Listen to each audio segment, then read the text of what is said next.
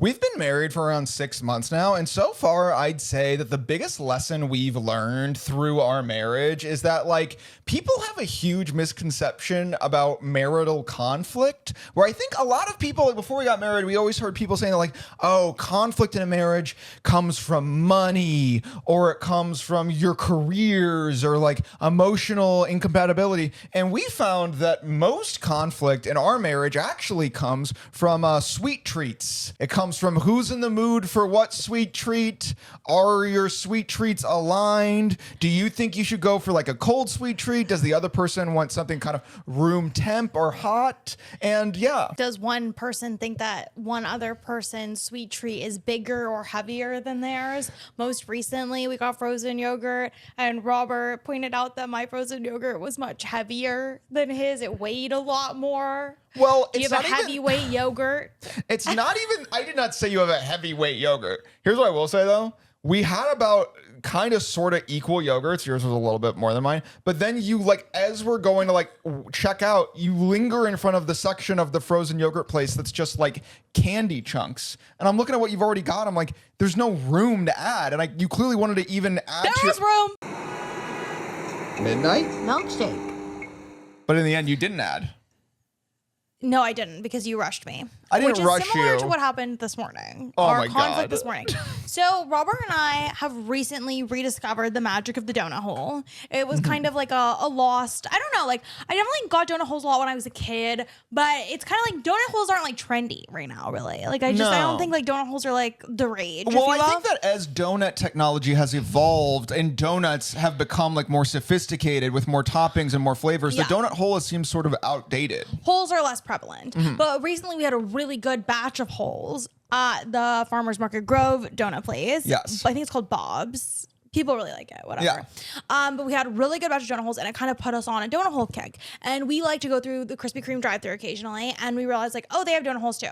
So the other week we got some glazed donut holes from Krispy Kreme. They were delicious. And then today we drove through Krispy Kreme. And do you want to tell them what happened? I'll tell them what happened. You tell them what happened from your point of view. Well, there's only one point of view. No. There's no dispute of the facts here. Okay, so what happened was I'm ordering donut holes at the Krispy Kreme drive-thru, and then I order just normal donut holes. And then she, on the other side, goes, do you want just plain glazed or do you want assorted? And I said, and I turned to Dana and I go, should we go with assorted donut holes? And what did you say? What did you say? I said, yeah, sure. You said, yeah, sure. But here's my thing. To say that again. Should we go with assorted donut holes? So implied is that this donut hole is going to be a shared sweet treat that Robert and I will both be indulging in. This will be both of our primary sweet treats. Now, what does Robert do after he orders said assorted donut holes? He immediately goes, oh, and I'll get a glazed, and I'll get a chocolate glaze. And a chocolate glaze. So Robert orders what I now know was a contingency plan for himself. And then the lady on the other end goes, is that it? And Robert immediately goes, yes. So here's how the timing of it. Oh, and a chocolate glaze. Is that all for you? Yes. So I didn't even have time. I heard Robert order his backup donut, and I thought, should I order a backup donut? But there was no time for me to order a backup donut because Robert immediately was already moving on. You were driving away. And so I was like, okay, well, it's a sign. Whatever. Like, I don't get a backup donut. I don't get a backup donut. Allow me to interject. Allow me to interject. Because now we've gotten into the kind of, you're trying to rebrand certain things. I'm not trying to rebrand anything. This is exactly how it went down. Well, my thing was, I saw the chocolate ice donut looked really good as well. So I thought, I'll just get that. And yeah, maybe part of me was like, well, if the assorted donut holes, it like doesn't work out, or if like not all the flavors in an assortment work for me, which by the way is part of the risk of an assorted donut hole things. I wanted a donut that I knew for sure I would enjoy. Yeah, so I got a backup ice donut, a contingency sweet treat. Whatever. But then you would say that you didn't have time. She said, will that be all? And I said, yes. Yeah, you could have at any time said, actually, I'm going to have an original glaze too. No, because you know how I know I couldn't have? Because I had the thought original glaze in my head when I heard him order an emergency backup donut. I was like, I should order an emergency backup donut. Then why didn't you? There was no time. There was limitless time. Because even quick. After that, it moved so fast. Also, and then I was like, I just took it as a sign. I was like, okay, whatever. He doesn't want me to get an emergency backup donut. Whatever. That's like what I thought. I wouldn't even call it an emergency backup donut. But here's what I say. Then there was other cars in front of us. So then we had to wait in line at the drive-thru. So you had all that time. You could have ordered one at the window if you really wanted your original glazed. But that's not the case. Because I don't think you did want it. A true gentleman would have been like, should I get you a backup donut? I didn't even think of my chocolate iced as a backup donut. I think you did. I didn't think of it that way. Because then what happened, Robert? So then, okay, we get to the window. She hands us our assorted donut hole pack and Robert's chocolate glaze. Yes. Immediately, I see what's in the assorted donut hole pack, and I know that this is a lost outing. This is a freaking wash. This is a flop of a sweet treat outing. No. Immediately, what's on top? Like freaking a donut hole with some sort of like weird brown powder on it. I take a bite. It's like clearly supposed to be some sort of like cinnamon sugar kind of concoction. It is nasty. It's just a These cinnamon assorted sugar holes donut. are nasty. These assorted holes are nasty. They're dry. They're not fresh. They're like weird. They're disgusting. They're so odd. I dispute. And wouldn't you know it, Robert doesn't touch the holes. No, the holes are just now for me. Robert sticks to his contingency donut, which is how I know Robert agreed that the freaking assorted holes were nasty. No. And you left me with nothing to eat. I didn't but the leave you with nasty nothing. assorted holes. Here's what I will say. The assorted donut holes, there were 10 of them, and they were a mix of different like flavors. But the nasty ones were on top. About 4 of the 10 were traditional glazed. No, 2 of the 10 No, were just, no, 2 wrong, of the 10. Yes, wrong. 2 of the 10. That's no, not no, true. No, I counted.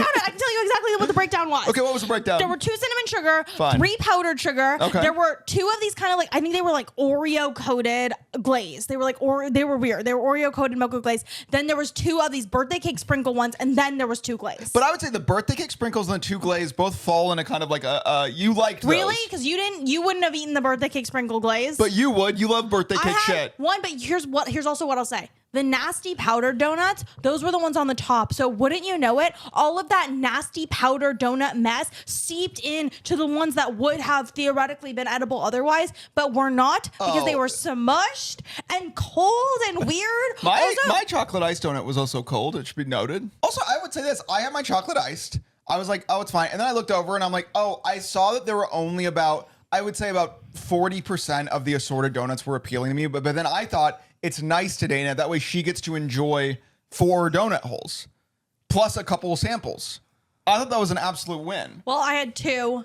They were nasty. I ate them because I was starving. You they could were have ordered necessity holes. You could have ordered anything you wanted. And I will say this too.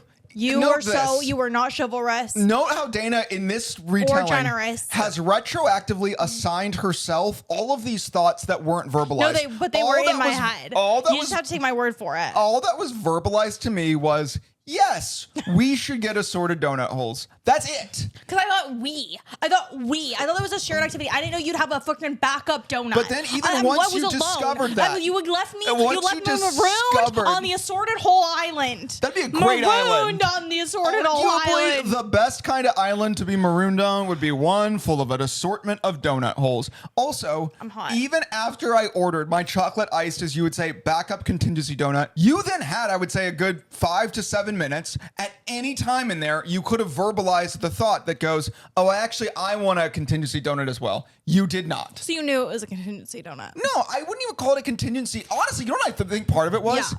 I didn't want to hog the good flavors in the assortment. I wanted to leave you the full choice of the assortment of donut holes. That's what I thought I was doing. I thought I was doing a solid. This way, Dana will get all of the donut holes and she can pick out all the best flavors. Because if we truly were sharing the donut holes, we would have to fight over the only 4 kind of good flavors of donut holes in the donut hole assortment. And there were 4. She's saying it's 2. There were legitimately 4. You could even go to 5. 4 that would definitely fit the bill of a completely good donut flavor that you enjoyed. Here's what I know. This morning, you had a full donut that you enjoyed. Mm-hmm. And I had 2 holes that I ate reluctantly. I would say that is the only problem with your treat was your attitude. Even now, I'd say it. The only problem is your attitude. You could have had any donut in the world. I maintain this. The donut holes, you could have eaten the exact same donut holes and had a great experience and probably eaten more. You went in with a negative attitude. I didn't go in with a negative attitude. I just immediately saw that the holes on top were nasty. And I immediately realized that you had no intention of even partaking in the holes. You let the holes on top overshadow all the good holes below. I was the only one who even had to engage with holes and like mindset and like I shouldn't have to like. Okay, here's my thing about a sweet treat, dude. If you have to like make sure you have a good mindset to enjoy your sweet treat, that's on the sweet treat. That's not on you. You go into a sweet treat to like improve your mood. You shouldn't have to have a good mood to enjoy a sweet treat. That's crazy, it's crazy not mood, work. it's mindset. You have to decide. I shouldn't have to steel myself and No be like, one said I'm going to be steal. positive about this sweet treat for a sweet treat to be good.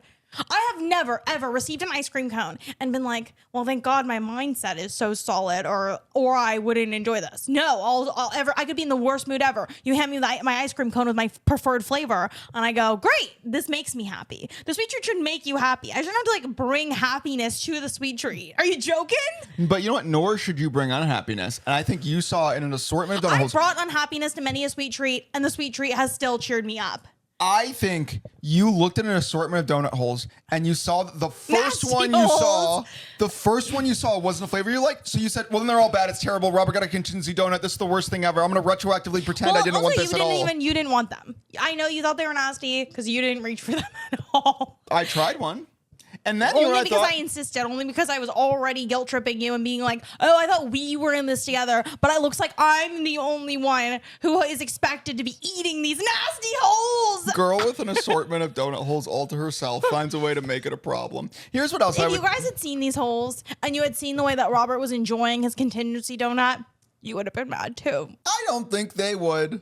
Yeah, I don't think they'd be mad at all. They'd be mad I also too. maintain this. Then once it became clear that a couple of the flavors you weren't fucking with, then I didn't want to go in and go for the good flavors because I'm like, I'll save those for Dana. You had a full donut's worth of like original glazed I classic did not have flavoring. a full donut worth of original glaze. You had it available to you. You chose No, to I did partake not. because No, you I had too did bad an not. attitude. No, I did not. There were two tiny glazed holes. They were at the very, very, very bottom of the whole pile.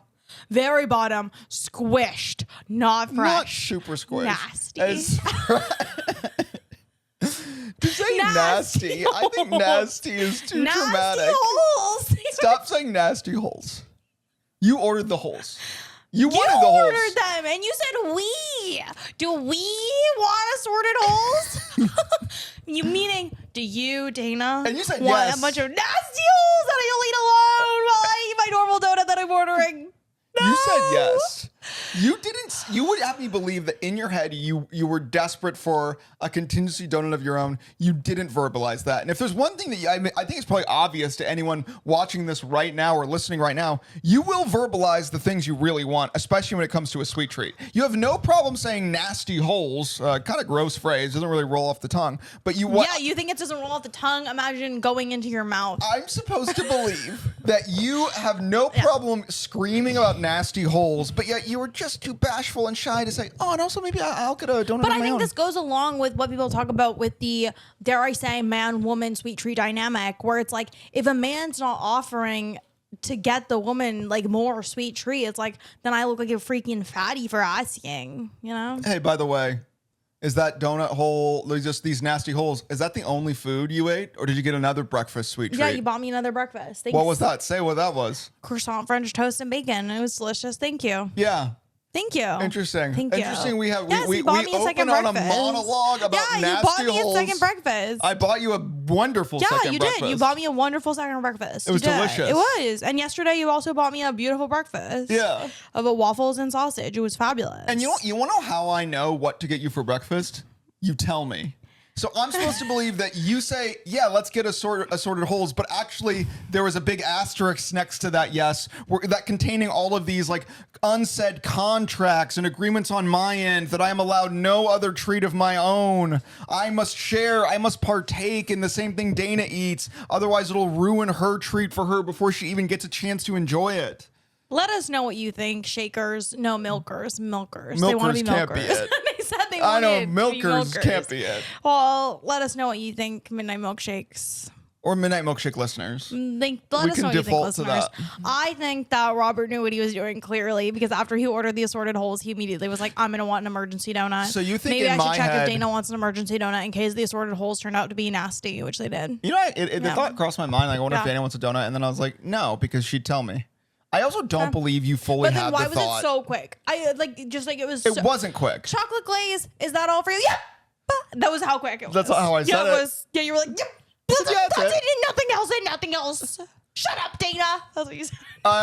You know what's interesting about that? I didn't say that. No, but it felt the energy was giving. Also, that. we were, again, behind multiple cars in line at the drive-thru. Yeah. You could have said at any point, I kind of want a donut of my own. We could have switched out. If you didn't want the assorted donut holes, we could have switched out. Also, that is the risk. You didn't offer that. I don't need to offer it. It's inherent to we've gone to get donuts here before. It's inherent. I don't work for Krispy Kreme. When you agree to get an assortment of donut holes, you forfeit your right to whine and complain about the different flavors in the assortment of donut holes. The whole thing is it's a mixed bag. You didn't even have the burden of needing to complain because you ordered an emergency donut for yourself. That's because it's not a burden. It's literally a case full of treats. I would like to move on. Really? Because it's all you've talked about all day. How many words have we spent on the assortment of donut holes? By the way, croissant French toast. Not cheap, by the way. Yeah, it was really good. Also Thank took you. a long time. Yeah, thank you. It was good. And I appreciate it. Do you? it. Yeah, I liked it. I told you. I liked it. Yeah. Told you I loved Why it. did this feels reluctant? No, this isn't like I loved my French toast. Thank you. Yeah, it was really I good. enjoyed my croissant French toast very much. All right. It was delicious. And I think, let me be so clear in terms of the sweet treat outing this morning. I make no apologies. I think you're wrong on every point. I'll never back down. Might do it again. Next time, I think what I'm going to do is next time we're in this scenario, Yeah. I'm going to now order a contingency item, and it will be last minute, and I will kind of close the door behind me. No matter where we are, I'll always get a contingency item, and I will drive away before Here's you can what I say. know. You will never catch me getting assorted holes ever again. That is your right, but guess what? You chose the holes. You get the holes Feels you like choose. the holes chose me No. today. Feels like the holes chose me. The holes didn't. You said, I asked you. No, but you said we. Again, I just thought it was like a group. It was a group activity. I thought it would be fun. Like, I thought it was like, how do you call it? Like, if I go down, you go down with me. Well, I thought it was like that kind of situation. No, Like, I didn't know anyone was going down on these nasty holes. So let's start there. But also, I will say, to your point, you feel as though, if I could see it from your side, Yeah. I'm like, hey, Dana, should we go out and get drinks? And you say yes. And then we get there and you order a martini and I go, I'm just going to do water. Is that kind of how you feel? no, not at all. Okay. I thought that was a good point. It's like we go out and you say there's on the menu is a pitcher of some like sort of like weird blue jungle juice, and you say want to share the pitcher of jungle juice, and I go all right, like you want to share the pitcher, and then you go and I'll also have a normal cocktail on the side, and then you just leave me to freaking blast up the jungle juice. Can I be honest? I thought my example was kind of relatable and kind of giving you an olive branch. Like, this is kind of a relatable experience where maybe you would have a point. But no, but mine's a real comparison. No, it's not. Your example, I would think assorted I'd be holes right. is the jungle juice. There is no jungle juice. But that's what. Why are you? What? What are you saying? Your example makes no sense. It has nothing to do. Has no parallels to draw. But my parallel is like the social obligation that's implied that you think I went back on. Mine is. It's like you order a dish to share that seems risky. You order a dish that's risky. You think, okay, if we both don't like it, that's something we're in together. No, you ordered a backup dish in addition to the risky dish. Didn't order me a backup dish. You could have ordered a backup I'm dish. done. I want to move on. Okay, so I want to move on, actually. I literally do, to the croissant French toast. Here's just my take. All right, here's my thing with this croissant French toast. It was really good, but it just took a long time. All right, and here it is. My hot restaurant take is I think that however long it takes for you to eat the meal is how long it should take for the meal to be cooked max. Like, so we went to this place. It was a very kind of trendy, cool place or whatever, and we got croissant French toast. Very good. Delicious. Legitimately took so long though to make. It took a really long time. It took a really long time to prepare. And then they brought it to us, and it was, to their credit, really good and delicious, but also like it was kind of like we ate it in like 10 minutes. We were eating at a normal pace. It was kind of a smaller dish, really delicious, ate it in 10 minutes. But I'm like, it can't take 25 minutes to make if it's only going to take 10 minutes to eat. There needs to be like a balance there, kind of. Because it feels like, again, this is an experience. And I'm like, You look, if it takes you an hour to prepare a meal, when you bring it to me, it should be a meal with like a lot of different elements and like some sizable portions that then would take an hour to consume. Again, I think that like prep time needs to be a ratio of prep time to eat time. Yeah, I would agree with that. And I think in general, especially when it comes to the east side of Los Angeles, a lot of times prep time is like 45 minutes for a tiny little serving of something that literally you could devour in 30 seconds if you weren't careful. You know what I think restaurants should do also? I think restaurants should have an average eat time next to all the foods. Oh yeah, this is how long it'll take you to consume. I think that would be really useful because also sometimes I go to a restaurant, it's not about the calories or how much. It's about like, oh, I want to just hang out for like 30 minutes. Yeah. So what foods could I eat in that time? Right. And you might be like, well, just get an appetizer. But actually, no, because some appetizers take a long time to prepare. Some appetizers you eat too quickly. It's like, for example, this would be a good example. A food that's really easy to prepare, but you take a long time eating it sometimes is fries. So sometimes like, oh, large fry. Yeah. Hey, estimated eat time, Like 23 minutes. Yeah, you can be grazing on those forever. I love that. Yeah, me too. I think that like just kind of like the high volume dishes that are kind of pick-atable. Or even like, for Pickable. example, because we had the croissant French toast that took a long time to make and very little time to eat, even though it was delicious. But like, for example, a stack of pancakes can take a long time to eat, actually. Oh yeah, you can work really your way through it. Take your time with some pancakes. Waffles tend to take a short time to eat. Waffles are quick, especially if they're good. But you know what I noticed? Okay, so I talked about this a little bit on my social media, but I recently have started getting a coffee that's not very decadent. I've started getting a coffee that's like mostly just coffee with a little bit of milk. And I am just baffled by the fact that whenever I have a delicious coffee, if you have me in a vanilla ice latte, it takes me like 3 to 5 sips to finish this vanilla ice latte. 3 to 5 sips.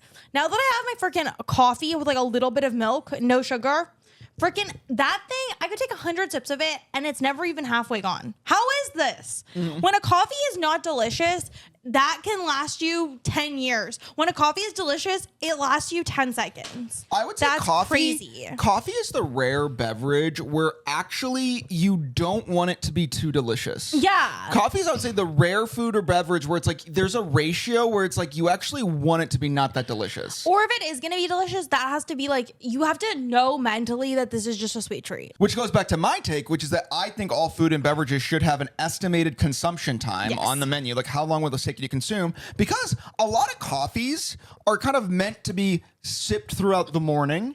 Because like those would be like those kind of really like not delicious, not sweet jet fuel-esque coffees. Yeah. You're kind of meant to like sip that throughout the morning. Yeah. Other coffees, like a really nice latte, you're kind of meant to chug that bad boy. Right. And I don't really know until I take my first sip. Sometimes I take a first sip of coffee, I'm like, this is going to be gone in 2 minutes. Well, also presumably the more milk is in the beverage, the less time it's good for. Because you can't like let it get even kind of warm or it's nasty. Like you can't let it sit out. True. It'll curdle. So I think that's also it. It's like the longer it lasts, the worse it's gonna taste because presumably the less like sugar and milk will be in it. But then also that's kind of good because then Yeah. as you kind of like wind down with the coffee, it's like you're not as into it, so therefore you get to drag it out. For me with coffee, for example, I think most of me drinking coffee is the ritual. I like to have something to sip.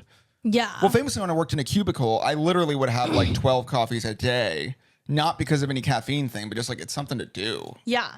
It's something to do to keep me from going mad and killing everyone in the office. Well, it's a stim. It's a stim. As they say. Yeah. It's a stimulus. My boss would be like, hey, Robert, we noticed that you're getting up from your cubicle to take a lot of coffee breaks. Why are you doing that? It's like, because it's the only thing keeping me from just going insane and tearing this whole place apart. Because it's actually SE side prevention. Yeah. It's MDR SE side prevention. SE double. Wait, what do you call it? Yeah. Oh, yeah. It's what you said. Yeah. I was confused because of the way that we were abbreviating the words. Yeah, which is the problem. Yeah. Ultimately, yes. Yeah. And speech is censored these days. Yeah. Well, also, again, I also would always take really long bathroom breaks when I worked in an office. And again, it's like, again, my boss would sometimes kind of call you on that. Like, whenever a boss like calls their employees out on stuff like, hey, you took a little bit too long in the bathroom. You were like a couple minutes late to the meeting. You were spending a lot of time in the break room. It's like, yeah, those are the only things keeping that employee from putting this entire office in a tragic news story. From bringing a pew pew to work. A pew pew to Pew work. pew to work. Let them pee pee or they will pew Pew pew. pew. That's true. That's really true. Never try to kind of, how do you say, don't micromanage your employees' bathroom time. Don't do that. Just don't. Just don't even think about it. I don't even care if they're taking 45 minutes in the bathroom. Let them. Well, my thing with all office stuff is like, dude, as long as the actual tasks are getting done, let them do whatever they want. Also, as we talk about, there are no actual tasks. No. It's all fake. Well, again, it also is always so funny to me how, like, whenever bosses or employers or corporations talk about how they want their employees to be working in the office, they always get really kind of like metaphorical and symbolic with it. They're like, well, a company is a family, and a family needs the energy of proximity to be creative. And it's like, just say you signed a big ass lease on an office building and you already paid for it and they won't give you the money back. And if you guys don't come into the office, I'll feel like a fool. At the end of the day, this is all a big scam for commercial real estate to stay thriving. Yeah. And that's the truth. Like, there's no other reason for people to need to be in the office except for you signed a lease and it's embarrassing and you're going to be a loser if there's no one here. Well, I do remember when I went back into the office after COVID, one of the things my boss did to entice us was he got a bunch of like flavored syrups for coffee. First, it's, hey, why are you in the break room so long getting coffee? And now it's like, huh? Coffee? Look at that. Look at all these syrups. But again, I do think a lot of times, like, if employers or like bosses in general just like said the truth, it actually, people would be more on board. Hey, why do I need to come back into the office? It doesn't seem like any of the work we do, I need to be here. Already paid for it. Oh, I signed a lease. It'd be humiliating. Yeah. So I already signed a lease. Yeah. So you have to come. Maybe my most unpopular take about work from home is if you're working at like one of those like big companies, those like big brands like Disney or Apple or like JP Morgan or something. Yeah, go into the office. Like a lot of times people get upset. I'm like, I work at Disney and they make me come into the office. It's like, yeah, you work at Disney. Yeah. Go work at a shittier company and work remote if that's what you want to do. That's fun as frick. Yeah. You work at a magical corporation. Yeah. And yeah, some corporations are magic. Yeah. It's like, oh man, like I work at JP Morgan and they're making us come into the office. It's like, yeah, you work at JP Morgan. Like if you don't want to do that, don't work at JP Morgan. Again, I don't want to do that, which is why I don't work at Disney or JP Morgan. Also, they would never hire me. No, because of your social media footprint. Because you've said all these things online about how you are gonna waste time in the bathroom and getting coffee. Oh, I'm just gonna like rip coffees and just fake shit for an hour. Yeah, dude, there's like whole sections of the internet that are dedicated to like big finance people telling you how to fake work. Where this one guy says this, he's like, there would always be a sweatshirt hanging on my desk chair, and he's like, and that way I could come and go and people that had like plausible deniability of I'm always at work. Actually, he's like, if you just like leave something like telling like leave a couple things open at all times, always make sure your bag is there, always make sure your jacket's there, so that like people always can think that maybe you are working. Well, what I would do sometimes is I would type out an email to no one and then I would delete everything I typed. Yeah. So I would miscellaneous type and then I would delete everything just so it sounded like I was click-clacking. Click-clack, yeah. Well, a recent study did come out that found that 2/3 of workers admit to faking busyness at work, which again, as I said when I first saw that, it's like, oh, that means that 2/3 of workers admit to faking busy at work and the other 1/3 is lying about also doing that, which respect. But I am like, one of the things they referenced in the study was that some of the ways that people fake busy at work is they delay simple tasks like replying to emails. So they'll take a really long time to reply to an email to just drag it out.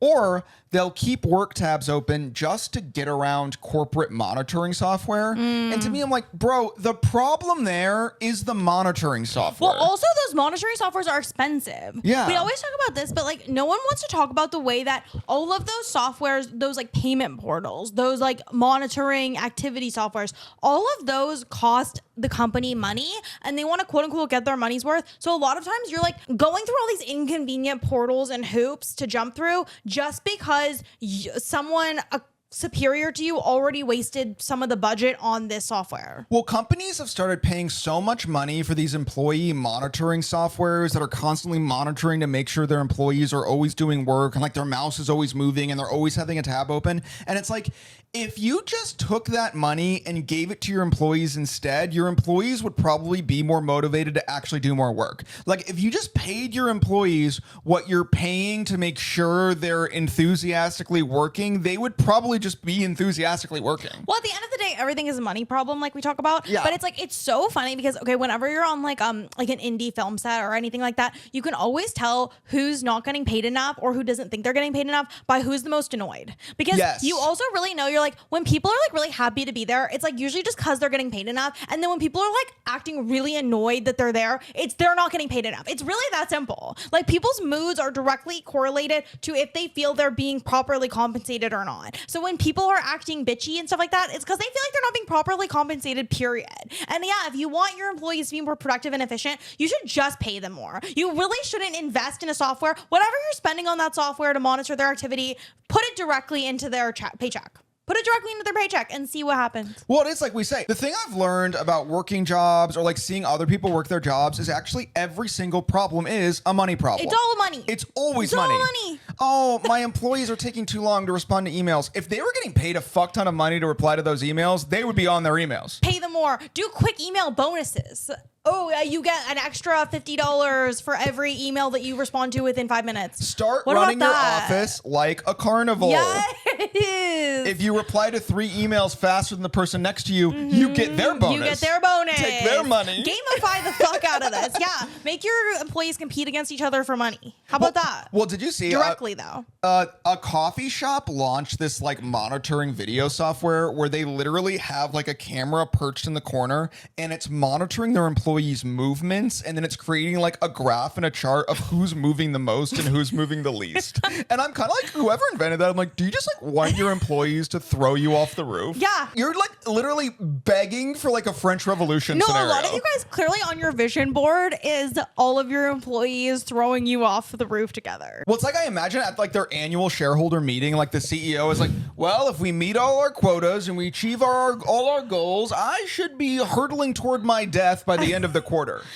And as we talk about, a lot of idiots are ruled by their subconscious. Yes. So maybe that is ultimately kind of the plan. Well, when a boss puts in a software that monitors how many tabs their own employees have and is like tracking their mouse movements, I'm like, you want that employee to literally throw you off a balcony so desperately. Yeah. You're trying to bait them. It's rage bait. It's rage bait. And your employees are enraged. They are, and it works. No one has ever been happy working for a company where there's a software on their computer monitoring how many tabs they've opened. I just promise you, no one's happy there. Well, my take has always been, here's been my take on everything. If your employee is not doing their job, fire them. Fire them. But all this little stuff of like your mouse movement isn't enough, and actually you're moving less than your bathroom breaks are too long, or you got too many coffees. I'm like, no, that's fake. If I'm not meeting my actual end result of tasks getting done in a way that you approve of, fine. But like, no, you don't get to be like, you took too many bathroom breaks. No, today. you don't get it. Okay, also, have you heard of this thing called a PIP? No. It's big in corporate culture, but a PIP is a performance improvement plan. So like when people get their quarterly reviews, essentially if their boss thinks they're not doing a good enough job, instead of firing them, they put them on a PIP, which is a performance improvement plan, which is like literally just like basically they're on probation. And I'm like, I'm sorry, as an adult with a job, I will not be on probation. Fire me or say that it's fine. Fire me or say that's fine. I will not be on a PIP. I'm like, that is so demeaning. I say this now. Wait till I need to get a job in corporate. And I'm like, I'm on a PIP. You're not getting your job in corporate. Because of my social media footprint. Yeah. But I'm like, that's crazy to me. What do you mean you're putting like freaking full grown? I'm a 35-year-old man and I'm on a PIP. What? I'm on a 35-year-old man and my boss says that I need to spend less time in the bathroom and more time answering emails. Well, when a boss starts putting their employees on a PIP, what they're really doing is putting their employees on a cam, creating a mob. You're creating a mob. When you're going to all the employees being like, hey, I have a PIP for you to do your job better. Really? They're saying we're going to get pitchforks and torches and we'll be right back. You can't put people on a PIP. They will get a pitchfork. They'll get a pitchfork. They're gonna get a pitchfork. Yeah. And they're gonna mob your ass. And then in the mob has now like they've kind of overtaken multiple office buildings, but then you realize that, like a couple stragglers in the mob, like their torches aren't lit, their pitchforks are dull, and the head of the mob has to be like, all right, we have to improve your performance. I don't have to let you go from the mob because the mob needs you. But you need to be a better mob member. Mob mentality. Yeah. You need to lock it in. And then actually they put them on a PIP, and that makes them do another cam, creating creating a mob. Yeah. And then there's a mob within the mob. Actually, I think So this happens true. a lot when mobs get involved. Don't mobs turn on each other all the No, time? there's always factions that form. In any group, factions form. Also, like we talk about, like everything is a cult at a certain point. Yes. Everything is a cult. And the reason why companies, I think it takes so long for them to kind of devolve into kind of cult status is actually, dare I say, because you're not allowed to frick. And I think if you were just allowed, I think probably companies used to be more cultish before there was kind of like a lot of like HR, sexual harassment policy stuff. Well, it does seem like the only difference between like a multi-level marketing scam and a cult is just like, are you all fucking each other? And also, do you all have to fuck one person? I think that's true, because I guess a lot of MLMs, I think they do people kind of hook up a lot. I think people be hooking up. I think people be hooking up. The real marker of a cult is everyone expected to be fucking like one person. Yes. If there's one person in your group that everybody's gotta fuck, that's a cult. Yeah. And if you're at if you're in an organization where it's like you're not allowed to fuck at all, that's a company. That's a company. So companies are like, you can't fuck at all. Yeah. Because if you start fucking each other, then this is like a multi-level marketing scam, and you definitely can't fuck your boss. You can't all fuck the because boss. then it's a cult. Yes. But if only like one person is fucking the boss and it's in secret, that's still a company. Mm-hmm. And even when you guys get outed in some sort of like weird public manner, such as like a weird, TikTok social media video. Did you see that one recently? Which one? Where there was two people who worked at a law firm that got like, someone made a cell phone video of them making out in Central Park. Yes. Yes. Or, you got outed on a kiss cam at a big sports game or concert. Even then, it's like that's still a company, because it's like you were trying to keep you it were secret. trying to keep it secret, and that why the company's upset is because like you're making it seem like a cult, right? Meanwhile, like a cult is like the boss is letting everyone know, like, oh, just so you know, public mandate, you're all expected to frick me. All of you are. Everyone here needs to be. Or you're not going to heaven and or outer space, whatever kind of cult we've got right now. You want, wherever you think heaven is. Yeah. Whether you think it's up there, down there, over here. Yeah. Whether you think it's a place on earth. Yeah. At this cult, we believe heaven is a place on earth. That's kind of the way we roll. And you get to frick me in it. Yeah. Here's what I will say about cults, though. Yeah. Like, there is a danger with saying that, like, everything's a cult when you really think about it, because then people who are in actual cults are like, hey, everything's a cult. We were watching a cult. I could say you're in a cult. Yeah. We were watching a cult documentary, and, like, one of the guys in the cult who's now, like, old is like, when you think about it, just go and, if you have your money in a bank, you're in a cult. It's like, no, but you're in an actual cult.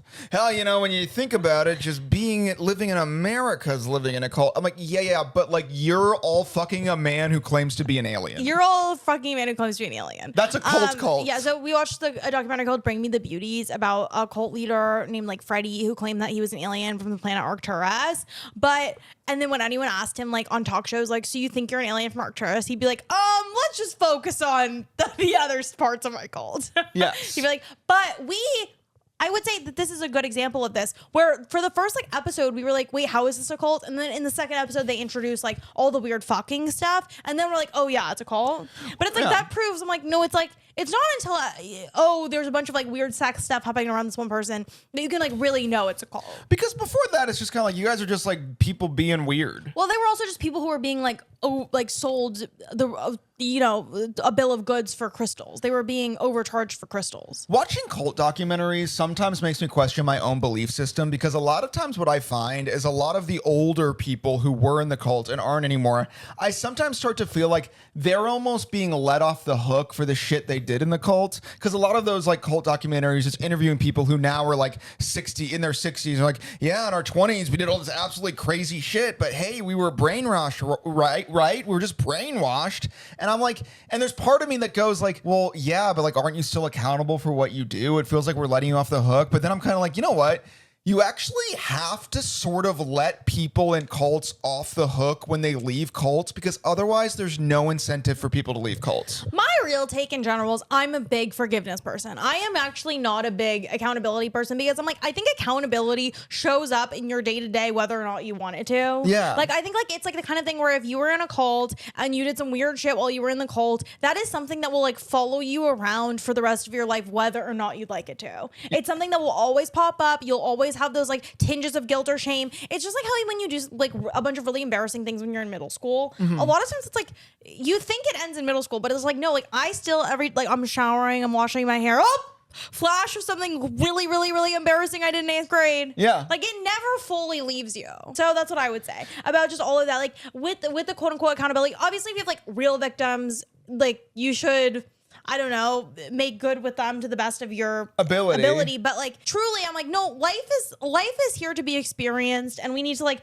save, like, obviously, you know, you murdered a bunch of people, blah, blah, blah, blah, blah. You raped a bunch of people, blah, blah. But I'm like, no, we need to be able to like move on from things. We need to be able to like let people, we do need to let people off the hook for certain things. For certain things, it's like we have, again, I'm not saying like people shouldn't be held accountable, people shouldn't be punished or something. But again, I was thinking that watching this cult documentary because I had two thoughts in a row. One is, wow, this one old guy's like totally just acting like he's totally like being let off scot-free. But then the second thought is like, yeah, man, but if you basically say, oh yeah, as soon as you leave the cult, we're literally going to drop the hammer on you for everything the cult's ever done, and you will never be able to live it down or be allowed to move forward. Then I'm like, well, then people who are considering leaving a cult are going to be like, well, what's the point? Well, you have to double down on the cult then. And I think that's also what you see with a lot of, dare I say, like bigger, more established cults. Which we won't name. Which we won't name. But you know the ones. But you know which ones we're talking about.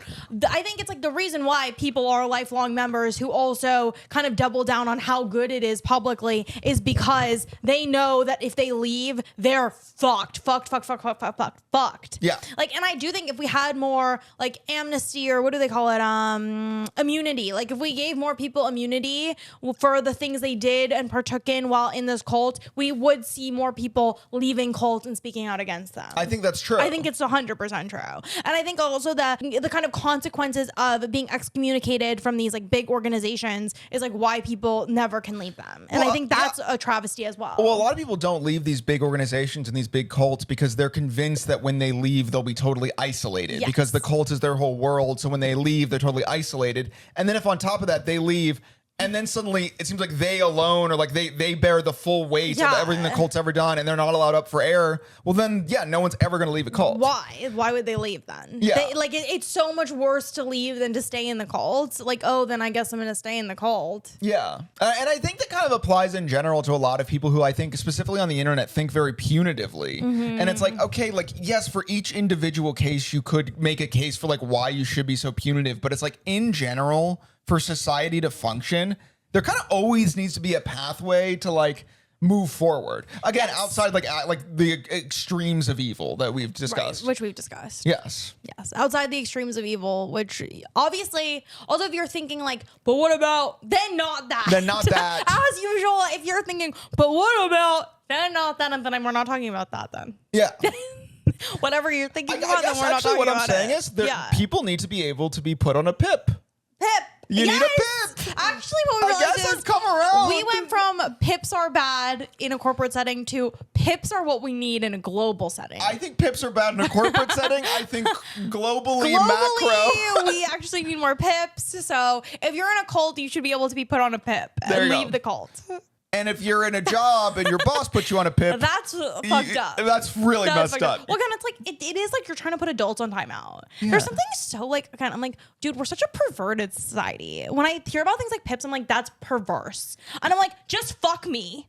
You know what I mean? Like my boss is like, you're on a PIP. I'm like, just freaking frick me. If this is how it's gonna be. My boss is like, we actually need you to improve your work performance. I'm like, just spank my little bottom. Like, get a yardstick, lift my skirt up, and go to town. Well, then again, like everyone looks at that and they go, well, obviously we're not just gonna pull up your skirt and like spank you with a yardstick. And then they'll be like, so actually, our software noticed you're not clicking enough on your computer, so we need to put you on a performance improvement plan. Bring out the yardstick. Just get me with the yardstick. Dude, this is my biggest pet peeve in general, but like I hate it when people treat you like a child just because in one arbitrary context they outrank you. Like I hate when like your boss talks to you like you're a baby just because like they're your boss. I'm like, this is a fucking made up company. Well, it's arbitrary hierarchy. Yeah. But again, I think that's why you and I ultimately we have to like, you know, it's difficult for us to make it work in traditional work context. Not that you haven't had traditional I actually have made it work in a traditional work context. Had traditional work employment as well. To a degree. But I'm like, no, if you don't have like arbitrary respect for hierarchy, then you like it doesn't work. Because like it's like, oh, I'm coordinator, but he's a manager, so I have to kiss his ass. Like I'm like, no. Well, but also, my thing is like I have respect for hierarchy. I understand if someone outranks me then okay, this was a big frustration. I have respect for hierarchy in the sense like, yeah, if someone outranks me, like they can tell me what tasks to complete. I'm like all for that. They can tell me if the tasks I did weren't up to par. But literally, like at one of my like last jobs, there was a woman who was brought in right above me, and my boss and she literally would like sit down next to me while I was typing an email, and she'd be like, "So I just want to kind of see how you type your emails. Just want to make sure that you're kind of doing them and like just kind of see how you write things out, okay?" She would talk to me like that. By the way, I think we're also close in age relatively. And it's that thing where I'm like, look, if you want me to like type emails a certain way or do things a certain way or email on a certain timeline, sure. But you can't talk to me like I'm a middle schooler. That is not okay. And by the way, at that point, just fire me. If you are at a position as like an employer where you feel like you have to talk to your employees like they're toddlers, fire all of them. Yeah. But you can't talk to them like they're toddlers. Yeah. But it's like you need to, if you genuinely feel like they're toddlers, you need a new team. Baby. You need a new team. You need a new team. But again, that's also my whole thing is I'm not saying that people should just be able to fuck around and never do their job. But I'm saying of like, if they're doing their job, let them fuck around and do whatever they want. I guess that's kind of my take. If they're doing their job, let them fuck around. Let me be in the bathroom for 45 minutes. And by the way, if next time we record this podcast, we start the podcast and then I take a 45-minute bathroom break and leave Dana alone, you can't get mad at me for that. No. That's called being in a workspace. He's allowed. We're both allowed. We're allowed. We can both take a 45-minute bathroom break right now. Which, you know what? Is exactly what we're gonna do. And Biter is on a pip. He's on a and the pup is on a pip. Thank you for watching, Milkers. Not Milkers. And we'll see you next milk. No.